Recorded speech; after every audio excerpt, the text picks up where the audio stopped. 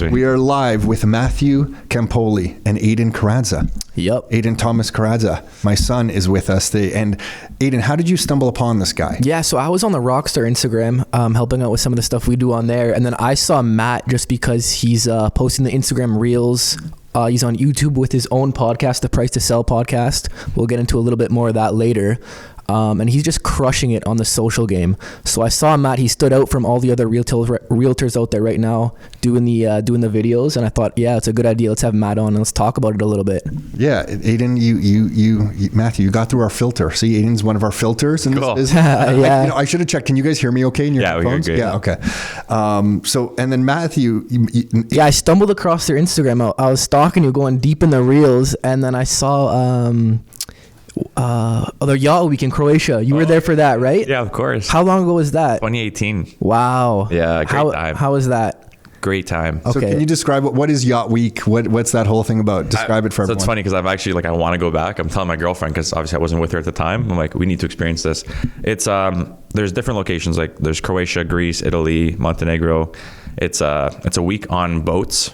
They're sailboats, and there's like 30 of them. And it's just a bunch of people from all over the world. You fill up a boat with your own friends, about 10 people, mixed guys, girls, and you just sail island to island.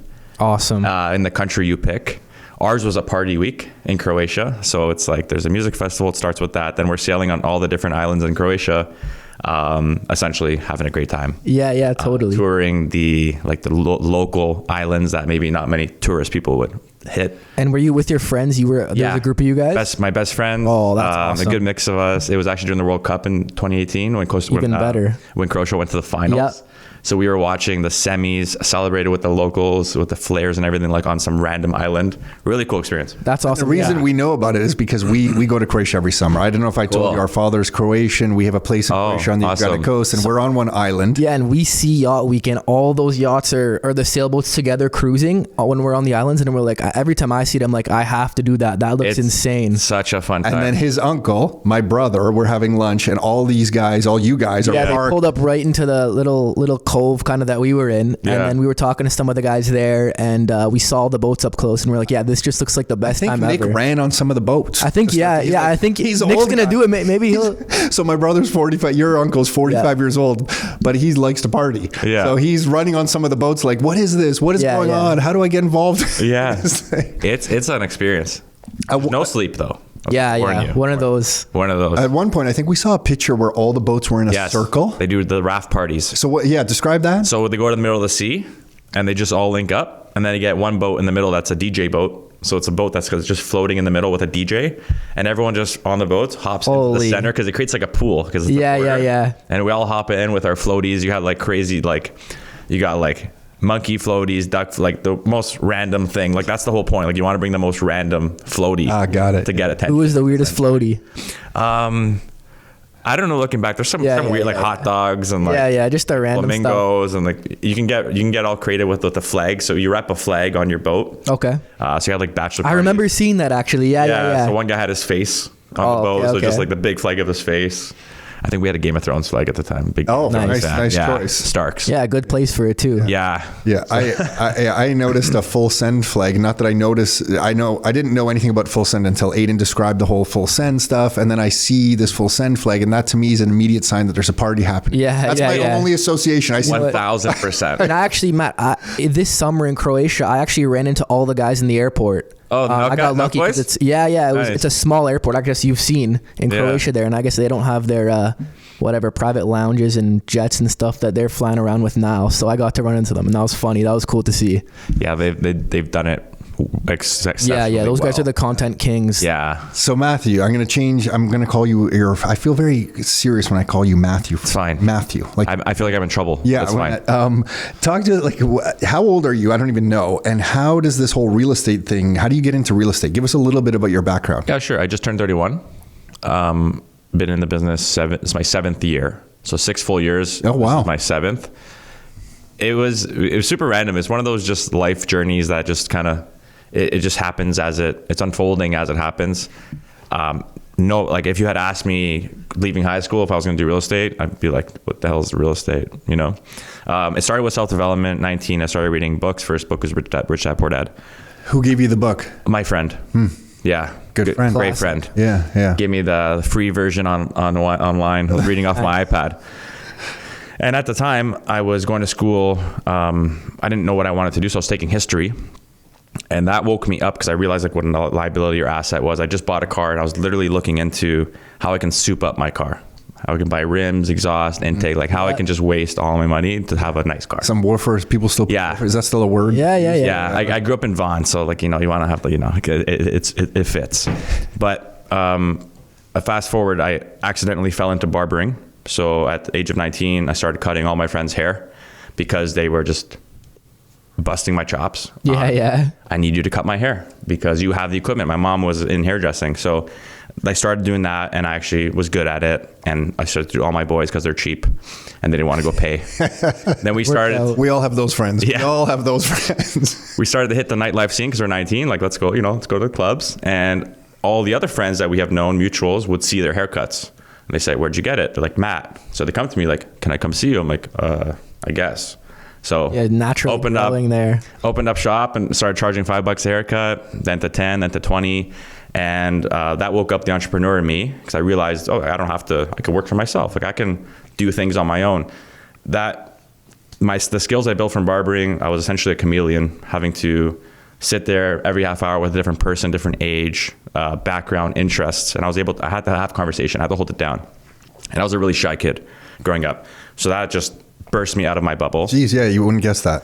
Yeah. I have a complete shift. If you knew me back in the day, I played hockey my whole life, but I was like the mute in the change room. Okay, yeah. But all in all, like I grew up with my mom was a single mom.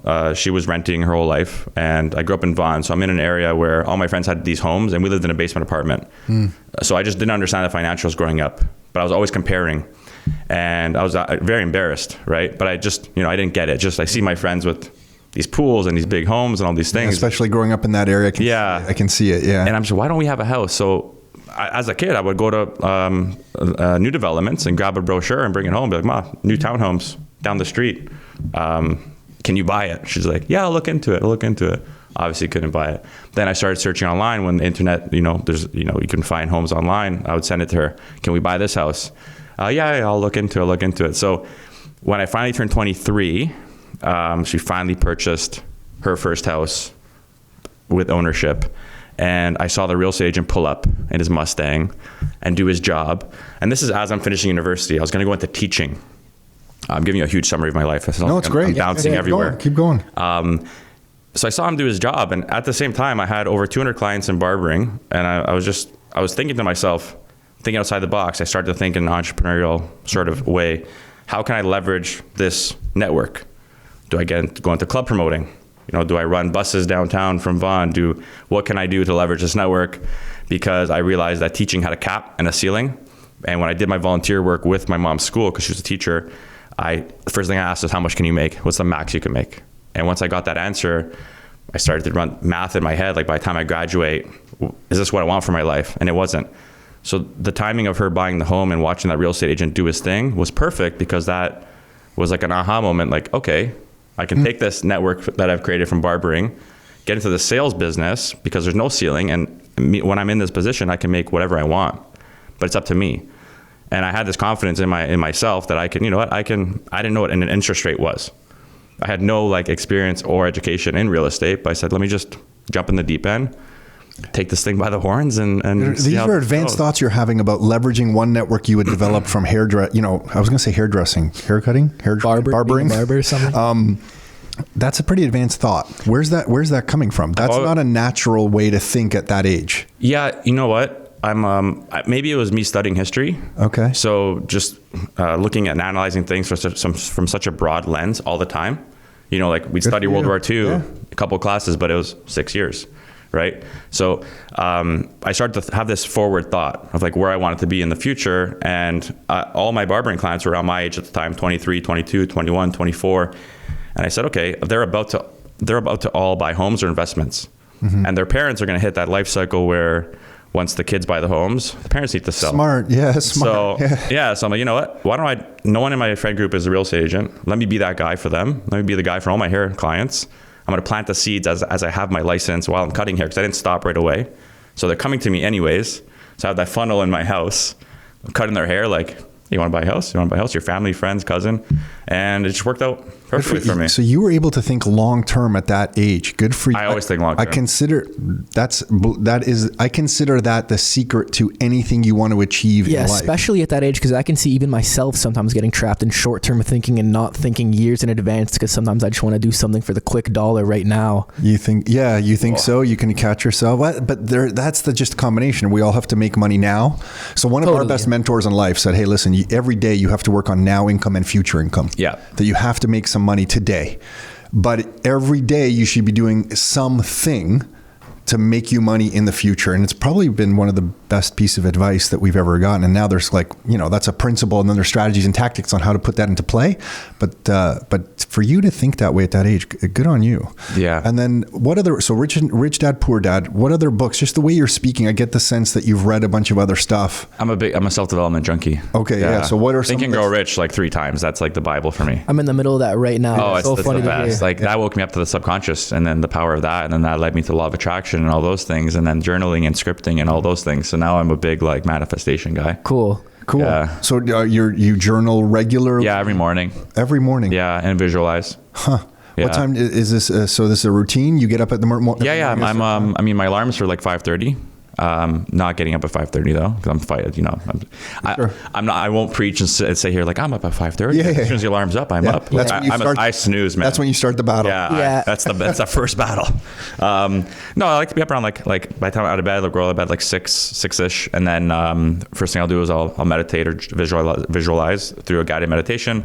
I usually have the same sort of visual. I'm trying to hone in on, and then I have a 5-minute journal, which is, I recommend to anyone. It's literally called the 5-minute journal. It's the guy who started that has been on this podcast. No way. Awesome. I've seen you post about that as well in the morning. Yeah. I love that thing, and I've gotten so many people on that. He sold the company, but UJ has been sitting right where you're sitting. Wow, that's funny. Awesome. Not that long ago, he was just here. Yeah, super cool. He's working with Mike on our team. Yeah, very cool. Yeah, it's the best thing. I've gotten so many people on that, and so many people have just everything has just shifted for them, because it's the first thing you do when you're expressing gratitude early on. It's and amazing. When did that start for you? At that young age, when you were starting in between barbering and real estate? I want to say 2018 is when I started the script. Okay. So I have a dream journal too. So that one's just more so the daily thing is templated. Then I have one which is just blank, and I just write out everything I want, my goals in life, even though they're ridiculous. And they're not even close to achieving them. I just put them there. You know? And you've been consistent. You've been able to be consistent. Yeah, since 2018. Awesome. And I have my past journals that I'll go look back at, and I'll see what my goals were back then. So you can see my limiting beliefs at the time compared to what they are now. And some of them I've hit. Oh, awesome. Good for you. Yeah, that must be cool to look back on and see what you were thinking about then compared to now. Oh, 100%. Yeah. And I can only imagine 5 years. Yeah, totally. Looking back, we'll say about, So what's interesting, just getting to know you a little bit better, is a lot of people get stuck in the personal development mode of just constantly reading those books and constantly watching videos about, what to do. Mm-hmm. You've actually done some shit now. How have you made that transition? That was just natural to you? And what I mean by that is a lot of people will just keep reading personal development. I know, I get that. How have you transitioned to actually doing stuff? Or it just seems, I guess, since the very beginning, you were cutting hair and then real estate. I guess you've just had that in you. Yeah, I just do things. Just doer. So for real estate then, what did you identify as the important things for you to do getting started? And what do you, so at the beginning, if you reflect back, what did you think was important, and what do you think is important now for you to keep doing? Yeah. Is there a difference? Yeah, kind of. I resonated with you, with your situation with your old broker back in 2008, saying you guys are going to fail, right? So when I'm told not to do something, I do it. That's just me. So when I first got into the business, I started on Instagram, and I saw a flaw though. So I was looking at social media for realtors, and I already had a decent following because my barber game. A lot of people knew me. People knew you. Right? So I'd walk on the street, and people in my area, I was the barber. So I was already posting quite a bit, but I saw the flaw with realtors. I see everyone like this. Okay? All these crossed arm guys, that's not it's super formal. That's not really engaging, and you all look the same. Okay? And then I see if someone's posting an ad for a house, it's just, a picture of the kitchen, the bathroom, and their face on a bedroom. Yeah. Or if it's a video, it's just elevator music and just a slideshow of the picture of the bedroom, the toilet, things like that. So early on, I'm okay, I have to I want to change this because I feel like this is not engaging for me. It must not be engaging for the consumer. How can I make this more engaging? So I started to make creative videos and I started to put myself in it. And I knew right off the hop that being authentic and true to yourself, which I had a fear of because I obviously was scared of judgment. If I put myself out there, like what are people going to think? I want to keep going with the story, but how did you overcome that fear? Once I started to get the positive feedback on my videos. Got it. I just took that leap. I said, okay, this video is either going to shit the bed or do really well. And it did really well. And then some people hate you for those videos, I'm sure. Yeah. They can unfollow me. You're handling that okay? I don't care. Okay. Yeah. Good. More people like me for them. So yeah, good. And can you describe the videos for anyone listening who hasn't seen them? Yeah, like I'm thinking of like the one with the British accent, and I saw you. And I don't know if it's a buddy or another real estate agent friend of yours, where you're like singing some song with the "coming soon" sign. Can you describe some of these? Yeah, so that's just my personality. I love like the movies like Step Brothers and funny humor like that. And I like skits, and I started to do skits. The first video I made was a custom home that I was selling. The client had just fired an agent prior. So I wasn't really a warm lead. I was more a cold lead, just a referral. And he's like, screw it. Like, I'll give you the listing. So I'm like, okay, I have this beautiful property. I don't want to just do the average. I'm going to be different, but I'm scared. So I'm not going to tell my client what I'm doing. I'm not going to show them the video. I'm just going to put it on social media. And it was my partner at the time who was helping me sell the house because I was newer. He was introducing the house and walking through the house, and I was in the background, like eating a banana, cooking with like an apron on. Apron. I blanked on that. It said like spooning leads to forking, like things like that. I'm just doing really stupid things. And I think that's some of those videos that you're talking about is exactly why I stumbled upon you, just because you stood out so much compared to what everyone else is doing. And I think why it's been so successful already. Yeah, it was just that's just my humor, and I'm always like now, like I was shy in the beginning, but I'm always like that. I call myself like the idiot in the room, just like being like peeking out, like making funny faces. You know, walking out of the cold cellar with a cantina, because I'm Italian, with this tomato sauce like this, like, you know, and it did extremely well. Like, people were dying of laughter at the video. Like, I was scared to put it out there, and then we made a funny Christmas video because that did so well. Me and my buddy got hyped. We're like, let's do another one, and then from there it just continued. I kept making more skits, and wherever I can think of an idea for the listing that can complement the listing, but also make it fun. And I'm sure you've seen now the reactions that people have had and how good that's been for you. Yeah. And that was one of those things where I just said, okay, this is working. Shouldn't keep going. And it shows, I feel like, authenticity, because it's just not what the average realtor is doing. And you see your personality, it comes through, and it's just authentic. And I think that's what I'd be looking for. There's a concept in kind of every industry that there's a lot of marketing incest. And what it means is everyone looks around what everyone else is doing and says, oh, everyone else is crossing their hands, Matthew, just like you're saying. So I will cross my arms, and I will do that too. Whereas you've kind of broken the mold. How are you keeping a schedule to that? Like, a lot of people will do a little piece of marketing and then they won't do anything for a few months. Mm-hmm. Do you have yourself on a schedule or is it just ad hoc? How are you managing that? Yeah. So I teamed up with people, like videographers and different companies, and they all work with me in different ways. And I'm on a content schedule. Mm-hmm. So there's days where I'll go to Niagara to one of my guys' studios, and I'm there all day and bringing like 3 to 4 different clothing options. And I'm just filming content. And then I have enough in the bank where I'm able to post consistently. Schedule it out forward. Yeah. Or, I'll be out with like my girlfriend, and she's a big social media girl too. And we'll just be out, and she's like, cool wall here, let's take a picture. She'll take a picture of me, I'll take a picture of her. Bang, now I have another picture to post. So you've integrated into your life. Yeah, just staying conscious with it. And stories are huge. It's free, it's easy. It's totally. That's like the biggest conversation starter and lead generator for me, or Instagram stories. And you started what's the name of the podcast you started? Price to Sell. Price to Sell a year and a half ago. Yeah. What was the fear with the podcast? I didn't want to do it. It wasn't my idea. It was my partners. Mm-hmm. And these are the guys from Money Buys Happiness. Yeah. And very good friends of mine. And they just, because I have another podcast too. It's called It's Simple. And this was a COVID baby. And that's more entrepreneurial, bring on people from all over the city, different walks of life, talking about their stories. So I was doing that. I was busy. And these guys reached out to me saying, Matt, we want to start a real estate podcast. You're the guy. I was like, I can't. Like, I'm so busy. They're like, we don't care. Like, you're going to thank us. I was like, all right, I'll adapt. I'll make it work. Whatever. Let's just do it. Right. Sat down, came up with the name Price to Sell. No idea the target audience, nothing. I called my buddy Dave, who's another realtor. I said, hey, you're my first episode. Let's just shoot some shit. And that was it. Yeah, that's Good- awesome. good and for you. And that, Yeah. I guess I know it's taking a lot of time, but yeah, that provides so much content too, just because of the clipping now. It does, yeah, it does. And I didn't know that. So Yeah, I was just going to ask that. Do you at the beginning, did you do any of the editing work yourself on any of the No. stuff you're doing? You've always hired it out from the get-go. yeah, so luckily with my partners there, they're a creative agency. Got it. So they had all the tools. That's interesting for both your ages, you at 31 and Aiden for your age. Like when we started, there was no one even to outsource it to. So you actually had to do, if you're going to do a video, you had to try to figure out how to edit it a little bit yourself. Maybe there was a buddy who could do a little bit, but now you guys are growing up in this era. You're right that there's just so much support around. You just need to know who to tap. and treat them like partners. What do you mean by that? Don't just hire them and say, hey, I need you to show me a video on Friday. Let's do 10 to 2. Like, they're my friends now. And I'm constantly on phone calls with them daily, talking about ideas. If they have ideas, they know to call me because they know I'll be receptive to it. And we've just created this relationship and worked out these things where we want to grow together. We're cross-marketing each other, and I consider them my partners.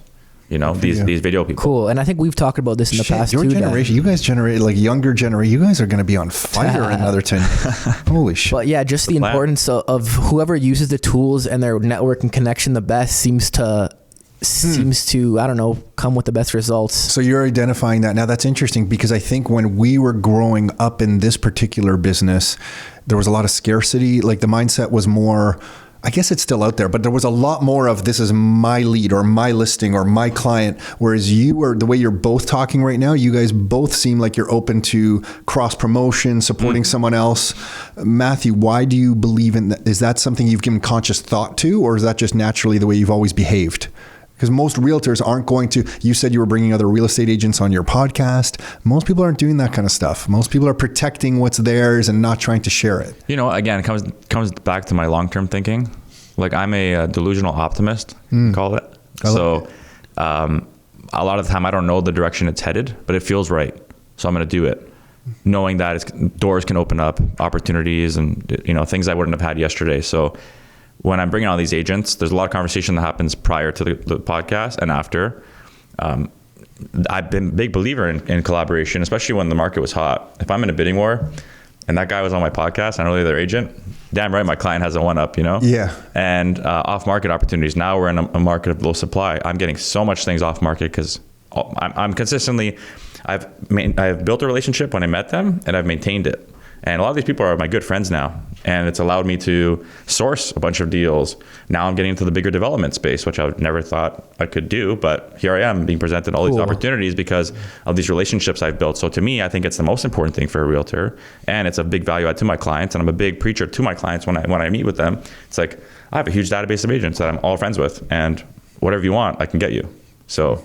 Yeah, you're an interesting case study. So what about your sales skills? Have you ever taken any organized sales training or just read books on sales? You seem naturally good with people. I know you said you were introverted before. Yeah. But where is that coming from? I think it was the barbering and just like surrendering to like, just be yourself, And I just have a wittiness to me. I'm quick on my feet. I don't know if that's You're not that witty. You're not that. I'm just joking. I'm just joking. He was going to throw a punch right there. No, I was not. I was not. No, yeah. Yeah, I think just naturally, like I read one negotiation book. Wait a second. I got a time. Hold on. Is that chain I just saw that chain too. from Kalani? Where is that? Is that a Kalani chain? No, it's just a rope chain. No, it's a rope chain. Oh, Yeah. Do you know Kalani? Yeah. And you know them? Yeah. Is that chain from there? No, it's my buddy Dylan. Oh, it's your buddy Dylan. Yeah. Let's give Dylan a plug here. He's just a wholesaler, just Dylan. Oh, got it. Dylan, there we plug go. Dylan. Okay, Dylan. Yeah. If you need Dylan, let me know. Yeah. We are fans of this is going to sound, I shouldn't even talk about it. We like gold. That's a nice gold chain. We'll leave it. Thank you. We'll leave it at that. Yeah, thank you. But so naturally that just. Yeah, just naturally. I think the barbering helped too because I can hold down any conversation with all different age groups. And that was 7 years of that, right? And you have a good group of friends, you said? Yeah. So you guys are all kind of taking jabs at each other probably at all times. And that has probably made you witty. It's made you sharp. Yeah. It's allowed you to adapt from that environment. If I'm reading your high school situation properly, you guys were probably all kind of... Yeah, definitely. And that actually, from reflecting back on life, and Aiden, you have that with your buddies as well. Yeah. That actually helps in All sales. true. Totally. Yeah. It really seems to help in sales. What about your buddies now? Has anyone followed you into the real real estate, or not followed you, but is anyone also in the real estate world? One of my best friends just got his license. Oh, cool. And he's going to join my team now. Oh, really? Yeah. So, Cool. And then now you have all this experience to share with him. Yeah, yeah. And I'm all about giving back. Like for me, like fulfillment is helping others, like true fulfillment. So I'm big on that. So whatever. Where the hell's that coming from? True. Tony Robbins. Yeah. I just studied all the greats. It's like, okay, they are at like the peak of where a human can go. Are they happy? You know, like you see some of these stories of like these celebrities and they're, Yeah, miserable. well, even they go down the road of the suicide. Yeah, yeah. Right? Yeah, got it. And it's like, from outside looking in, they have everything you would want as a human, but they're not truly happy with themselves. So what I learned from Tony Robbins is like true fulfillment comes from giving back to humanity and helping others and just loving people, you know? So Yeah, that's going to be a big thing as your business develops, just kind of giving back and helping people, and everyone can do it in different ways. Is there was it a book? For me, it was his old program, Personal Power 2. That was like the one our friends listened to. Do you remember one that was just some I of don't his know videos where it and was. stuff? Yeah, it was came just a across it. combination of things. Okay. Yeah. And then now from this point forward, and I'm not trying to get you to reveal all your secrets, but is that for your real estate business, do you have a structured lead generation machine that produces new clients for you? Or is it a little bit from everything that you're doing, people kind of ring you up and you get a client that way? So is it a structured approach to your marketing, or is it just like you're casting this wide net with all the social media stuff and people raise their hand and say, I want to work with you? Yeah, so it's been the wide net for, I would say, so year 3 is when it really started. So the past 3 years have been great. And I've done really well with sales and volume on my own as a single agent, enough to the point where I've burnt out and say, okay, I can't do this on my own anymore. But this year is I have a team now, and the past year and a half, I've been studying how to systemize, and I've been lucky to have everyone on my podcast. And I wanted to find out what their struggles were and like the do's and do nots. And I've put together like a little a game plan as to, okay, this is what works. I'm just going to do this. So the past year and a half has been building that. So now I'm doing the lead gen where we have getting a bunch of buyer leads that are coming in. I have the team going to be giving them the leads. My own network and referral has been my strongest center of influence, but I want to do more than that. I'm going to be doing the farming this year too. So, which I've done in the past because I was a big cold caller, but now I'm going to implement those systems. I was pretty much all over the map before. Yeah, I wasn't really structured. My time was structured, but my actual business wasn't, because I had no business experience. I just kind of rolling with whatever happens. Yeah, and then now I've taken on some mentors, and I'm actually learning. Okay, I have to organize. I have to. But you did the right thing. You created some chaos. And yes, definitely. You did well from that chaos. And now if you don't have the chaos, you don't have the raw material to structure into systems. You almost need the chaos to be able then to identify what is working, what is not working, and then you can put it into a systematic fashion. Yeah, exactly. Most people don't create any chaos. Like you went out and just caused chaos. So like, that's amazing. If Nick and I ever don't have enough chaos going on, we just think we're not growing or the business is not growing. Like if everything's it's weird. Like you go through these phases of like, holy shit, we're burning out, everything's a mess. Okay, let's systemize this stuff. And then if it gets too organized, we're like, holy shit, we're not growing, we're not doing enough, we need more chaos. Yeah. So it's this constant seesaw that you'll find, I think, that you'll go through. So if you're in the phase of now putting in systems, great, because that'll let you then grow to the next level. It's almost like if I reflect on our own kind of business's growth, it's like there's these steps. It goes up and then it kind of plateaus a little bit while you're putting systems in place. And then the systems allow you to grow to the next step. And then it plateaus until you kind of get that all organized again. Yeah. Right? So really, really cool. Sorry. Totally. No. I don't want to jump too far ahead here, but I've also seen you've been yourself recently purchased, I think, a property in Florida. Yeah. And I've an Airbnb going there. Do you want to talk a little bit about that and maybe the location and why you chose Florida? Yeah, Aiden's asking about that because you like Florida. Yeah. It's popular right now. Yeah. It's one of those things that, again, I feel like I hit it early. I'm getting a huge funnel of that stuff.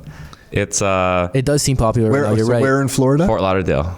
Oh, nice. And what is it? It's a house. House? Yeah. So tell us about this. I started Airbnb in 2019, pre-COVID. So I bought a condo in Toronto, and I just saw these pretty good returns here. This large turnover of guests adds up. These people are just paying $200 a night, but it's still $200 a night for the owner, multiplied by 30 days if you can get 100% occupancy. So I did that, started to do well. COVID hit, terrible experience. I hodled Yeah. Totaled. And Good usage. Yeah. and I studied the shit out of Airbnb, and now I've become the guy for it, and I have the experience to speak on it. And the property management team I was working with, I built a great relationship with them. Now I have my own property management company too for short-term rentals. I'll plug in Passivity Property Management. Oh, cool. For Toronto. Toronto and Florida. Oh, awesome. Cool. Yeah. So that's something you're actively as well doing yourself in Toronto. I have a partner with that. We have a full team running that. But yeah, we have it's a property management company. Oh, great. Sorry. And the website for that? Passivity Properties. Awesome. Yeah. So as I was talking to these guys who were and I'll shout out the other company, Park Place. Alec is the owner there, good buddy of mine. He's running like 300 plus units, and he kept calling me during COVID. He's like, Miami. You got to come to Miami. Screw Toronto, come to Miami.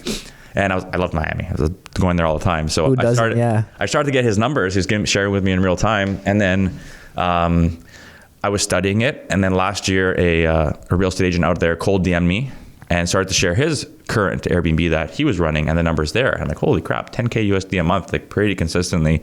That's insane. Cheaper purchase prices too than Toronto, more cash flow, right? So for 10K a month, what would be the purchase price for something to generate 10K a month in the Fort Lauderdale area, roughly? Right now, ballpark. 700 USD. Okay. Yeah, on average. So yeah, I started to dig deep. I'm like, you know what, let's explore this Florida option. And then I just found a house. Wasn't pre-approved, bought a house, firmed up, still not pre-approved. And just took that gamble. That's cool. Holy smokes. And it looks, what you've done with the place too looks pretty cool. You've added some character to it and kind of made it a unique spot, which I'm sure is, a thing with the Airbnbs and it's helpful. Over there, it's a big thing, and you have to differentiate because there's a lot of saturation. So again, I talked to a lot of people, and what was working was the themed homes.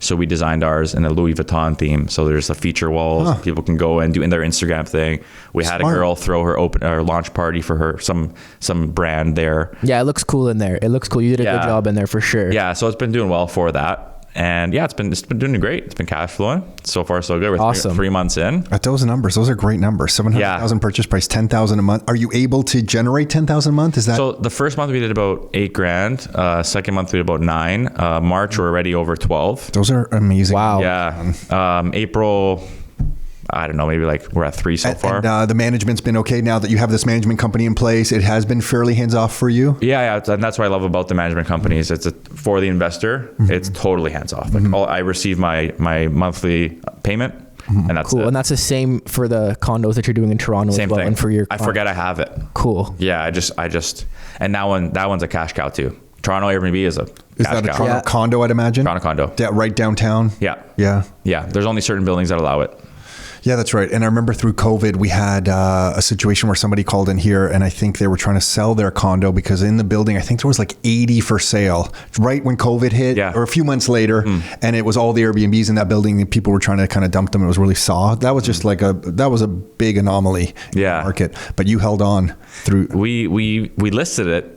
Did you? I have partners on it, and we listed it. And you got probably no bites at the time? I was so happy that we got no bites because, again, I'm a long-term guy. They were like in the moment, like, we have to sell. Like things, shit's going to hit the Every fan. real estate person goes through that. Yeah. Sell this piece of shit property. Get it out of my life. I'm like, guys, like, wait, let's wait. And I'm like, you know what? Okay, you guys 2v1, let's list it. Didn't get what we wanted. So luckily held on. And the following year when the world opened up again, that's when we saw the true potential. And last summer was just cool. And then I guess, so Toronto condos for Airbnbs is something you're actively doing and helping clients with? Yeah, I have a lot of investor clients who I help.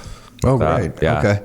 And then are you pulling any of the investor clients? You're not licensed right now in Florida. I was going to say, are you selling anything in Florida? That looks like it'll be in your I am future. indirectly. Yeah. I have a connection there. We have the referral network down there with the lenders and everything. So what I'll do is people will call me, and I have a link on my Instagram. You can call me about Florida, and I'll just set you up with everyone you need: the accountant, the lawyer, the lending people. And I don't want to put you on the spot. Can you share anything about the lending for Canadians who would be buying down there? Yeah. So we're actually hosting a event at April 27th in Vaughan. It's an Investing in Florida event at the Venetian. Oh, nice. Yeah. So we'll be promoting that a little bit more. But for lending, so fun ride for me. I did this while in Costa Rica. I was trying to zen out and dealing with chaos. But you can go through a mortgage broker. The best they can do is 25% down, 30 or 25% as a foreign investor. The thing with mortgage brokers in Florida is they charge a fee that the buyer has to pay, 2 to 2.5%. So when I saw the closing costs, I said, there's no land transfer here in Florida. Why am I paying $25,000? And she's like, oh, it's my fee. So that was new, different to me. I just assumed. Makes you appreciate Canada. Definitely. Yeah. But the banks, TD, RBC have a special promotion for Canadians. If it's a secondary home, you can do 20% down and they don't charge a fee. It's a pain in the ass. It might almost be worth it to go to the mortgage broker. I had TD from down there send me the list of documentation they need for that 20% down program. It just was stunning. Man. Yeah, the amount that they want from it's crazy. It was some of the stuff's just ridiculous. Yeah. It's like, is this common sense? Even, it's just, but we went through it. I'm happy it went down like that. Cool. Yeah. I just want to rewind a little bit when you went to Aiden. If anything else on Airbnb, just tell me. No, but the burnout part, when you hit that burnout phase, how did you handle that? Like Nick and I have both hit that a couple times. Yeah. That's tough to deal with. Did you just take a pause on real estate there for a little bit, or were you still working but just not looking for an active new business? No, I was, but it's a combination of like COVID, having that time off where we had like those 2 weeks of like nothingness. I started to, again, think long-term and say, okay, how can I eventually... That's when you hit the burnout, right before COVID? I was burnt out leading into COVID. Okay. Then had that 2 week off period. And then I started to look into my future and say, okay, do I want to be selling real estate physically forever? Because once let's say age 55, 60, whatever comes and I just want to stop, where's the income going to come? Besides income properties and stuff like that. So I started to think ahead. Then the world opened back up. We're allowed to show properties. Sellers are comfortable. People come in their homes again. 2021 and end of 2020 was ridiculous for me. So then I was just nonstop from then till 2022. Did an exceptional year. Had amazing time. Won all the awards, but I felt like crap. And I didn't know what it was, because it's like the number I had reached was more than the goals I was writing back in 2018. But you felt like crap. But I felt like crap. So I'm like, where does this happiness come from? And I hired a life coach, and he started to teach me some really cool, simple things, but like just about balance and stuff like that.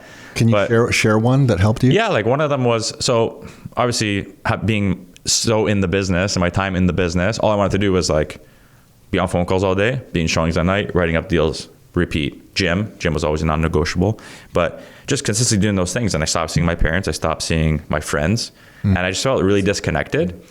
And, I want to pick up my phone and like not call a client. It's like, I can call a friend, but like, I don't even know what to talk to them about. I just felt really disconnected. Yeah. So one thing my coach made me do is he's like, you're going to set intentional dinners with your friends that you're going to host and you're going to take the lead on monthly. And it was a simple thing. Like I'd rent out a small little room in a Chibo, right? Have my friends come, and it's pretty high class. Chibo, not bad. I know. I can pick a spot. Yeah. And he made me, he's like, you take everyone's phone, put it in the corner, and you're all going to sit there and have a discussion. Oh, that's pretty cool. Did you do that with the phone? I did. And then I'm sitting in there, and whatever, like, the football talk comes up and the surface level talk comes up. And these are guys I've known for like, since I was 8. And you can see like, holy crap, like we're all best friends, but we don't really go deeper than the surface. So at the end of the talk, my coach also made me like go around the table and ask, okay, let's everyone bring up a highlight of your year and a low point, and let's support each other. So we all went around, and it was uncomfortable for some, but then one of my friends, we realized he just wasn't doing good mentally. Like he was having a really rough time. We would have never have known that because everything we talk about is so surface level. And I guess he didn't feel the comfort to dive deep. Of course. Right. Yeah. So that was just like mind blowing to me. Like, holy crap. And I felt so good after that dinner, just that was one of those fulfilling things. Again. Yeah. Exactly. So I felt like that connection come back. So it's like those little things. And I got lost again after. Like it's hard to like maintain that. But that's what I learned. But ultimately it stems back to me again, thinking long term, like I don't see myself selling real estate forever. I love it, but I'm trying to make moves now and systemize and build the building blocks in order to allow myself more of that freedom down the line, whatever that looks like. But that's what I'm working towards little by little. So it's like a 5-year From the sounds of it now and what you're doing and the connections you're making, I feel like you'll achieve that for sure. Yeah. That's so far so good. Yeah. It's difficult to extrapolate where you're going to be out because again, I guess it's just going to sound like I'm an old guy here, but you have Airbnb, you're getting to know the Florida market, you understand, podcasting and social media and marketing and sales. I feel like with that much coming to the table and that much momentum at the age of 31, it's difficult to know where you're going to be at 41 because there's going to be so many options. And the challenge might be for someone like you over the next 10 years is picking what to focus on because you're skilled at a lot of things. It is a challenge. Yeah. Definitely. So it's going to be, and that was one of our best mentors who said, listen, so many people chase so many objects that they don't get anywhere. Yeah. And something that we've done a decent job at, not that we're perfect by any means, but we stayed focused on the real estate thing and kept building systems around it to allow us some of the time freedom that you're kind of looking for. Yeah. But that is the danger with someone like you. Yeah. Because you're good at a lot of different stuff and people are going to want to attach themselves to you. They're going to present you with opportunities. All the time. Yeah. So just something to be aware of. Not that it's a bad thing at all. It's just something to be aware of. I've learned to set boundaries now. Already. Yeah. Yeah, and you keep bringing up that you think long term. I just I love it. I want to switch something specific that you probably don't even want to talk about specifically, but I'm curious. What do you think the future of Toronto real estate market? This is a loaded question because I'm just going to ask you Toronto as a whole. Yeah. But just the future of the Toronto real estate market. I heard you and Brad Lamb talking about it on one of your podcast episodes a little bit. What do you think? Where is Toronto over the next 10 years headed in the real estate market? I loved his insight. I think it's only going up. I mean, there's so much development happening. The amount of cranes we have in the city, the amount of tech coming to the city, immigration coming to the city. So just like that demand, that's going to be here. We have a supply issue, just economics, right? So you're fairly bullish on Toronto? Yeah, definitely bullish on it. I think it's, unless there's some crazy changes that come at a federal level that, we're housing want to handicap it. I don't know. But other than that, it's what, the fourth largest city in the world now? In North America, we're third, right? We're behind New York, LA, and now Toronto. We passed Chicago. So past Chicago. But I think the number one in our side of the world would be New Mexico. Correct. Mexico City. Mexico City. Mexico you're right. City. Yes. So we're the fourth. Yeah, you're right. It's huge. Yes, huge. It's huge. And I think the growth that we're having here, like when you travel around, I've never been to Mexico City, but I can imagine when you travel around, Toronto just has so much development going on. Yeah. The only other place it seems like it's growing quite a lot would some parts of Texas for sure, some parts of Florida. Toronto was the fastest growing city in all of North America in 2019, and then a couple Texas cities passed us, and so we're like right up there in just the amount of growth we're having. So I think it's a hub. It always will be.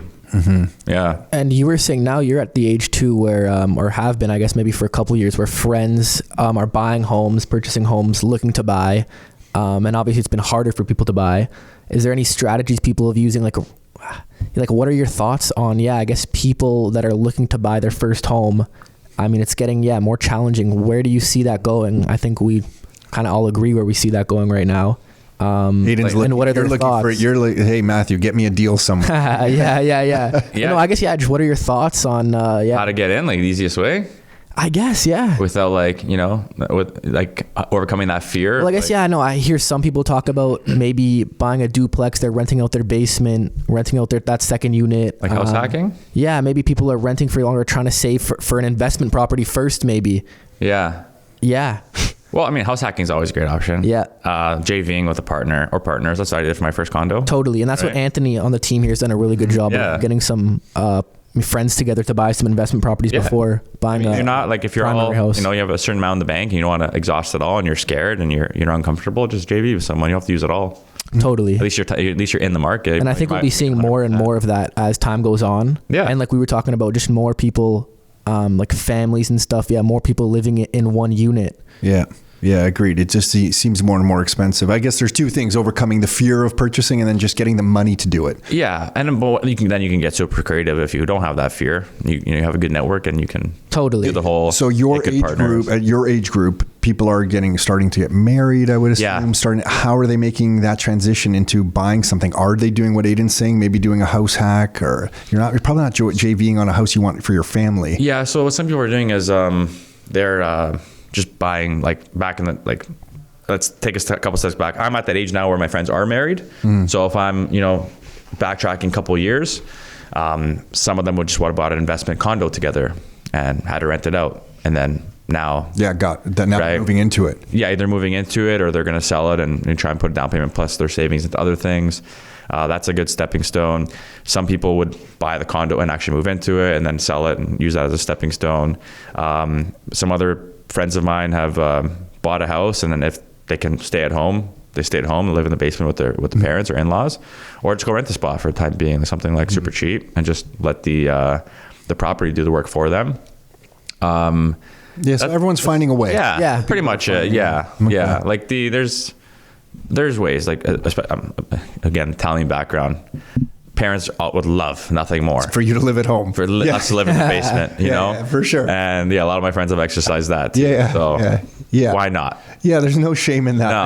I think when I look at our relatives in Europe and stuff, that's just what everybody does. Yeah, totally. It's completely normal. Weird additions get built onto homes. Yeah, People just yeah. keep living in the same area, but Yeah. They here make it work. Yeah, they make it work. Here it seems like a big thing. Okay, a few more questions for you. Someone getting started right now, who doesn't have maybe your sales skills or you said you were introverted. Now clearly you're very comfortable speaking in front of the camera and doing podcasts and that kind of stuff. Where would you tell them to start? What kind of advice do you give people when they're just starting out right now with your perspective today? I think the self-development journey is huge.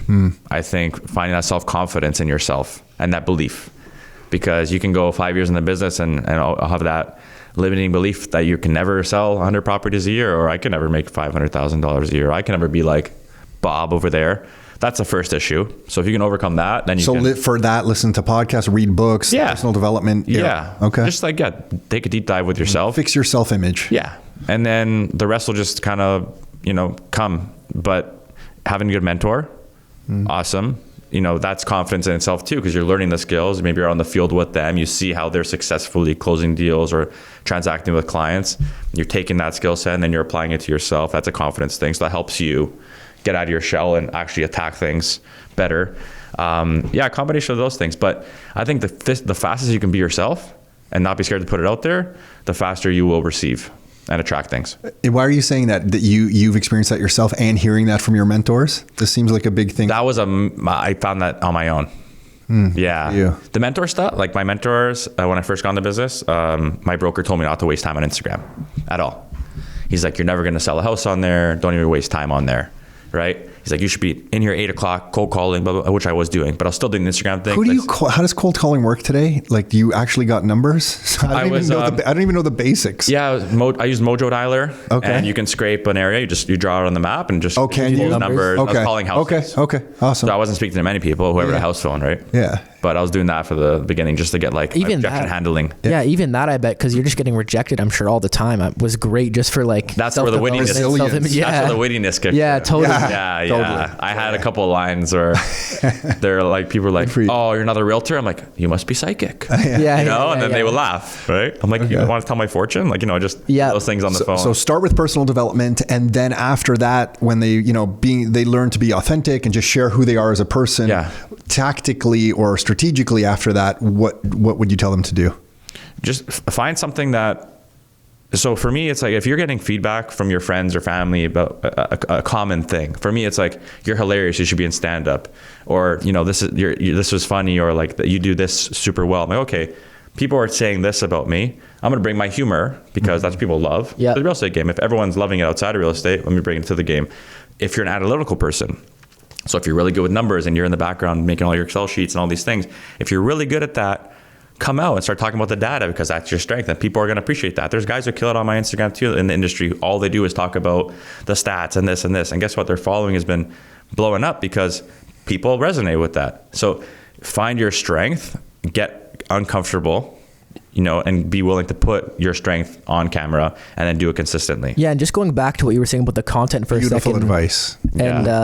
And producing media and stuff. I just feel like whatever you're in now, just producing media and getting content out there is game changing, because I guess whoever sees you the most, and whoever resonates, I think, with your interpretation to what Matthew's saying, because someone will be the engineer type, who's going to go through the spreadsheet in a really detailed. You won't find those people that resonate with you without producing content and kind of just getting yourself out there. Yeah, that's a good point. So you have to share what you're about. So find out what you're authentically good at, and figure out the media in which you're going to share it. Because I think some people might see Matthew and think, oh, they got to do video or they got to do stories or but they could just do an audio or they could just write blog posts. Written newsletters. Written newsletter. Yeah. Some, I feel like on Twitter, there's some Twitter accounts that are just, there's one real estate one that's huge. You've probably seen it. The strip mall guy. I don't know if you've seen him on Twitter. Okay, no. Huge following now, and it's just I know who you're talking. He has he's built up a huge following for himself just because how good and informative those Twitter threads are. So I think whatever it is, so you can match your personality to the media that suits you best. Totally. And just share your authentic self. That's it. Yeah. And then you're going to connect with more people who are at that high level with you in that industry. So like I've connected with so many people on Instagram who have influential status and they want to collab with me, and I make a video with them, and guess what? Now I have their network who I'm exposed to. Totally. Or if they're just resharing something of mine on their massive network, guess what? More people. Yeah, totally. I guess that network thing's huge, you're going to attract, if you're making the content, you're consistent with it, you're going to attract the other guys who are making content and consistent with it. Cool, yeah. They're going to want to brainstorm with you because they might not have people at home that they can actually have a chat with about this stuff. So they're going to want to align themselves with you, and that just grows and grows and grows, and you build this little inner community of people doing the 100%. Same thing, and you're all doing it together. And you have each other's back. Exactly, yeah. So I'm going to put you on the spot here. I should have maybe prepared you for some of these questions. I like spot. But you've been in real estate long enough now. You've seen some nasty deals. I'm sure you've seen stuff blow up. People get their back against the wall. Things can turn ugly. Do you have a set of principles that you live by to get you through those kinds of situations? So for example, I'm going to share ours just to we have 3. It's always do the right thing. Yeah. Give 110% and treat others as you would treat yourself. Yes. And then if we have those principles in our lives, if we're confused or don't know our next move, we just kind of fall back on those principles, and that almost tells us what we need to do, even if we don't want to do, even if it means we have to spend money to fix a problem that we don't think we needed to spend money on originally or something, whatever it is. But those principles kind of guide us. Do you have you consciously set out a set of principles that you live by yet? I feel like you're somebody who's going to, if they haven't already. Yeah, I think just being your true self to your client, being authentic, being fully transparent, and having like a code of ethics. Like I've always told myself I want to sleep at night.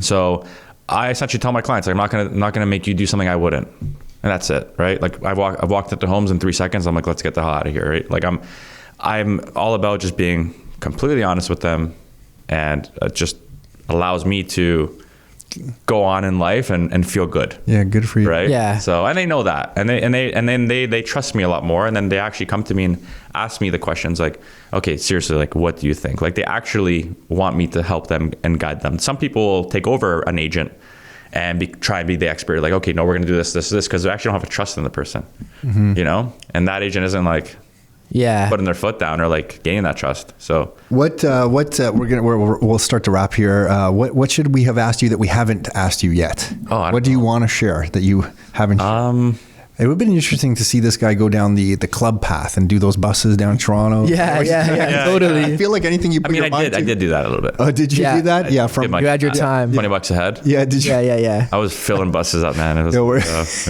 good for you. I don't know. I think we spoke on a lot of things. Yeah. I mean, I guess here I have one more kind of question too that's kind of loaded, but I guess someone that's looking to buy their first investment property, what's something maybe that you're looking at now? Would that be a Airbnb condo in Toronto? Would that be a student rental? What are you kind of looking for maybe for yourself or someone in a similar position that's looking to grow their real estate portfolio? I mean, Airbnb can be powerful if you can invest in a property that will do well with equity too, and you can cash flow today on it, because it's hard to find those types of deals with conventional tenants. Then do it. You can even do a combination if you bought a duplex, or even something with a basement apartment. You can Airbnb that basement apartment, put a regular tenant upstairs, and you just get a combination of the two. One is secure, one's a little more risky but high return. So you can get creative. I like the Airbnb space. I do. And I guess you're familiar with that now. Yeah, I am. So it's like something I like to do. I'm passionate about it. So I'll always pitch it. Florida, like I said, I'm 3 months in, but I want to say probably by the end of the year, I'll be preaching out a lot more, because I'll know for sure it's good to go, and I can like really get people involved. Yeah. I wonder where your next property is going to be, if it's going to be Toronto or Florida. Yeah, ittle be interesting. It'll be interesting, the decision that you make. Yeah. I don't know. I'm open to, like, I have a pre-con closing end of the year, so I'm going to refi that and see where I could pump that into. Yeah. Cool. Yeah. Matthew, pleasure getting to know you, man. Seriously. Yeah. So where do people find you? What is repeat the name of the podcast, your Instagram handle, whatever, please. Yeah. You just have to find me. That's it. Look out. I'm kidding. If you can't find him, you can't do business with him. You won't. It's a find test. It's what Brad Lamb said on my podcast. Where can I find you? He's like, you can't. Yeah, that's right. Good He did luck. say that at the That's end. so good. He doesn't want to hand out his phone number because I'm sure at this point, being in the business that long, can Totally. you imagine? Oh, he's yeah, calling? For sure. Instagram is where you can see everything I do is at Matt Campoli, MattCampoli. My podcast is at Price to Sell podcast. On YouTube, I have a personal YouTube and the podcast page. Just type in my name or Price to Sell. And property management, if you need a property management company just for short-term rentals, it's called Passivity Property Management. That's it. Yeah. That's pretty much it. Awesome. Yeah, no, appreciate you coming on. We'll keep following you. And yeah, no, it's awesome to be seeing what you've been doing so far. Yeah, I you have appreciate it. new fans. Any way we can support you going forward. Likewise. Anytime you want to reach out, you just say Yeah. the word, man. Excited to see your journey in the next Yeah, 10 that's what I years. love about podcasting is like the relationship building Totally. It's cool. during it. Yeah. But thanks to you guys. Amazing office. Yeah. Best espresso in the game. Thanks. No problem. Thank you. Hey, thanks for tuning in. You can find every new episode of the Your Life, Your Term show on all the major streaming platforms. So Spotify, iTunes, Google Play. And if you'd like to get free copies of some of the books that we've put together, like these right here, or some of the reports that we've put together, like these right here, you can find all of those at www.rockstarinnercircle.com. That's www.rockstarinnercircle.com. That's it for now. Until next time, your life, your terms.